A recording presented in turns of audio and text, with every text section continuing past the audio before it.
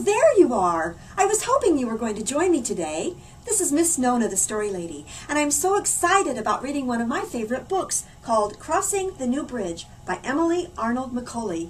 I'm glad you're here. Long ago, in a town by the river, the old bridge suddenly creaked, cracked, and fell into the water. Look at that. The mayor was among the first on the scene. "This is a calamity," he declared. "The town must have a bridge. We'll run out of food."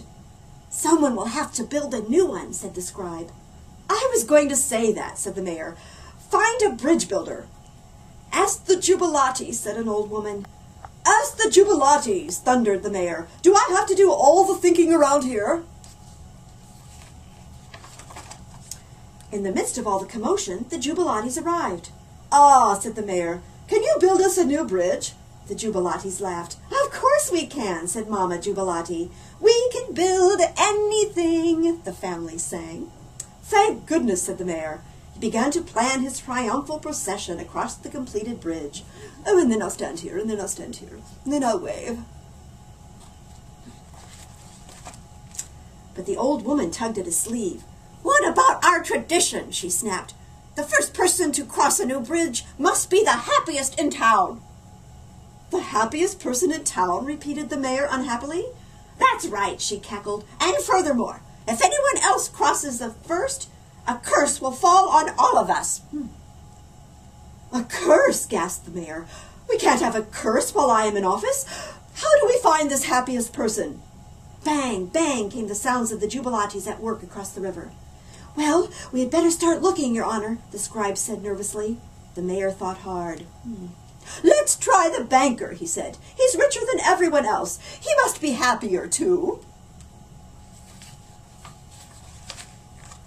The banker was in his vault counting. "He seems happy," whispered the scribe.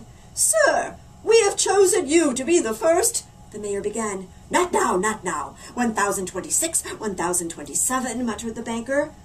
"Heave-ho!" called one of the Jubilates. The banker began to moan. "The sovereign is missing. Call the sheriff." "Your Honor, this banker is not really happy," whispered the scribe. "Let's try the grocer," said the mayor. "She is more beautiful than anyone else. Maybe she is happier, too." The grocer hummed as she arranged melons in her shop window. "Tell us if you are happy, madam," said the mayor. "What a question," said the grocer. "If you look like me, wouldn't you be happy?" She smiled at her mirror. Suddenly she shrieked, "Oh, no! Horror of horrors! There is a wrinkle on my forehead! Oh, and another, and oh, don't look at me!"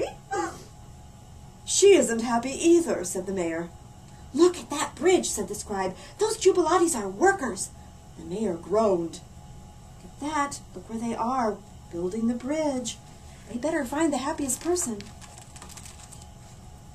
"Look," he cried. "There is a poet. She must surely be happy." "See here, are you happy?" he asked the poet. The poet gazed at them. "Happy," she mused. "Of course I am happy. The world is full of enchantment." "Perfect," crowed the mayor. "We've found her." Then he noticed that a tear was rolling down the poet's cheek, followed by another. But what's the matter?" he asked.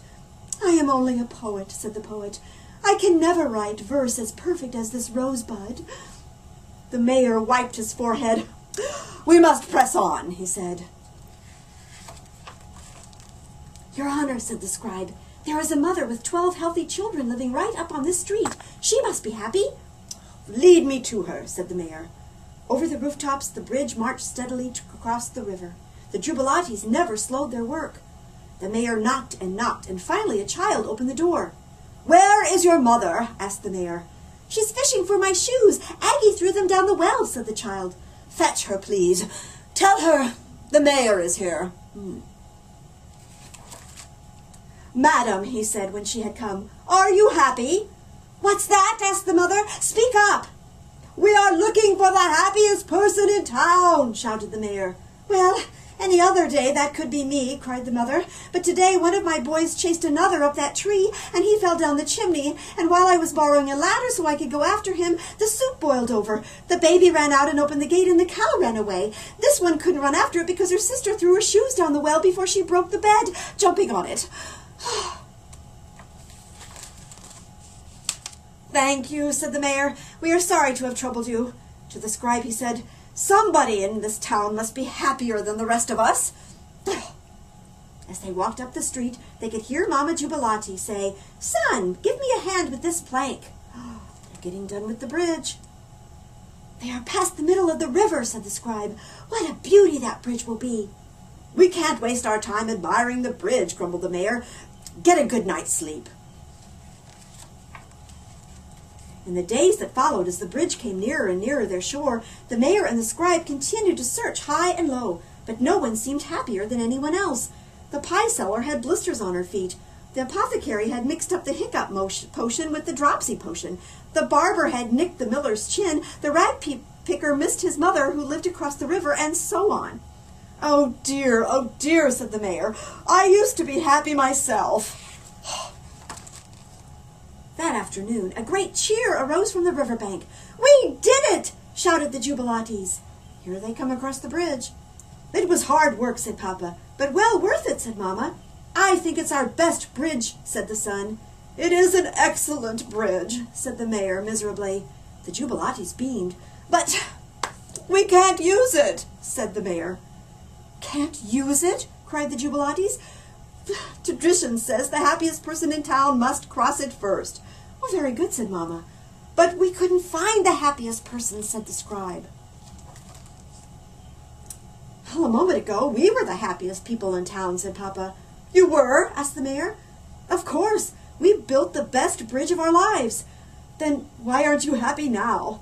"Because you can't use it," said Mama. "But, Mama," said the daughter, "we have already crossed the bridge." Everyone looked at everyone else. "You're right," cried the mayor. "You're right, you're right, you're right, you're right, you're right, you're right. Oh, yes, all right."